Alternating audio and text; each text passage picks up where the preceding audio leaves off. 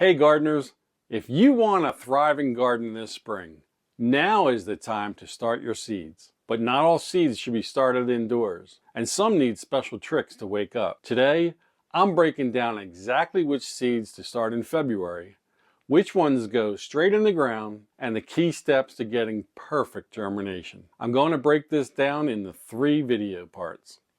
Seed starting indoors using a heat mat, seed starting indoors without a heat mat, and seeds to start directly outside. The seeds we are planting with a heat mat are in no particular order: peppers, ground cherries, and celery. Now you might be thinking, why do celery seeds need a heat mat? Well, celery seeds can take 2 to 3 weeks to germinate. So we want to bring them up to that 70 to 75 degree temperature so they can sprout quicker. The celery seeds are very small and need light to germinate. We're going to lightly tamp down our seed starting mix and then put about 3 seeds in each cell, right on the top. Don't cover the seeds because they need light to germinate. If any of these seeds sit in cold starting mix, they may not germinate at all. That's why we use the heat mat. It's essential. Ground cherries will take 7 to 14 days, and they like to germinate around 75 to 85 degrees. Our peppers will take around 7 to 21 days and like to germinate at around 80 to 85 degrees. The majority of our seeds can be started without a heat mat. I already started some onion seeds, as you can see here. And one thing I want to point out is you don't have to use seed starting cells for chives, leeks, onions, any of your alliums, any bunching onions or shallots. You can start them all in one pot, just like you see here, and they will separate very easily for transplanting. This also saves you a lot of space in your grow room. As they grow, you can trim the tops to keep them from flopping over. Don't they look great? The next thing we can grow is all of your brassicas like broccoli and cauliflower, cabbage. These will take about 5 to 10 days to germinate at 50 to 75 degrees. We're also going to start some of our herbs like parsley, cilantro, oregano, and lavender. For parsley, soak your seeds overnight before sowing. This helps because they have a hard seed shell. Parsley can take 2 to 4 weeks to germinate at 50 to 75 degrees. A heat mat is optional, but can speed up germination. Just remember to remove the heat mat as soon as you see sprouts. For cilantro, it looks like a big seed, but there are actually 2 seeds inside the husk. You can soak the seeds for 12 to 24 hours, or you can gently crush the husk to expose both seeds. No need to remove the seed. You can plant the seed in the husk. Cilantro is an annual that likes cool weather, so sow it directly outside about 3 to 4 weeks before your last frost. Oregano can be started indoors, but it needs to be surface sown, as it needs light to germinate. Again, we're going to tamp down that soil and just sprinkle a couple on top of the soil. Transplant outdoors after any danger of frost. Oregano is a perennial that gets very woody, so I grow it in its own container. One year I grew it in one of those grow towers, and the roots, it got so woody, it took me over an hour to dig it all out because it was taking over the whole top of the tower. So I don't recommend putting it in one of those grow towers. The first year, it has a mild flavor, but it will get stronger and more intense flavor as the plant matures. One last thing about oregano is I harvest the stems for drying when the flowers just begin to bloom. Lavender is another perennial that takes a long time to germinate, about 14 to 28 days. Lightly press the seeds into the surface of the soil and keep moist. Now there are 2 groups of people. One side says you must cold stratify lavender seeds by putting them in the refrigerator for about 30 days. And there's a second group that says it's not necessary at all. I'm not going to cold stratify my seeds because I only need to get 2 or 3 plants.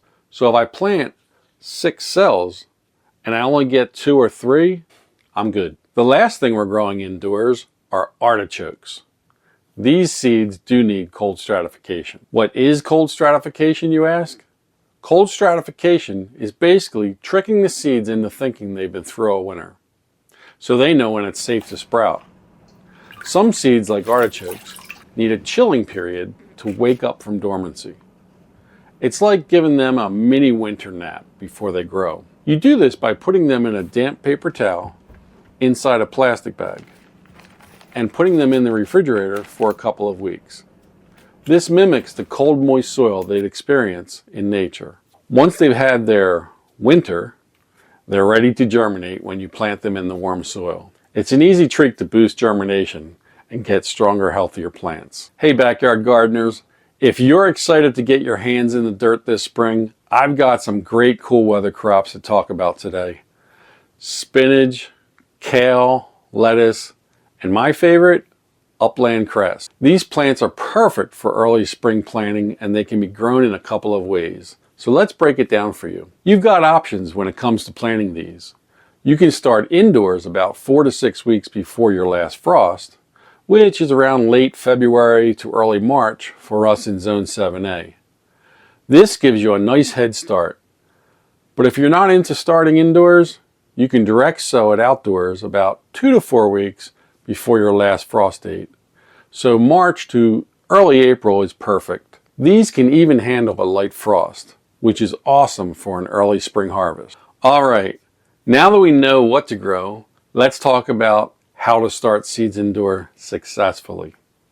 Because trust me, a little bit of know-how goes a long way in getting strong, healthy seedlings.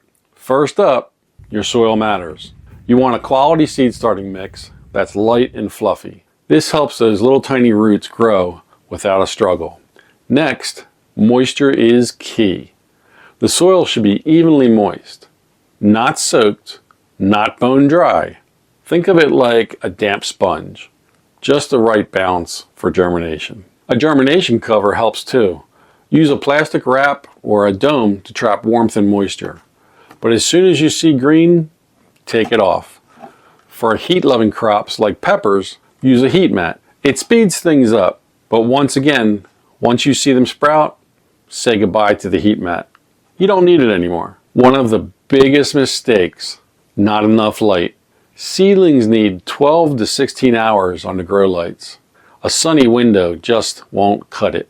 In fact, if you put them on a window, they're going to reach for that light and get real leggy. A little breeze makes a big difference. A small fan that oscillates helps strengthen the stems. Think of it as their daily workout. Once those first 2 true leaves appear, it's time for food.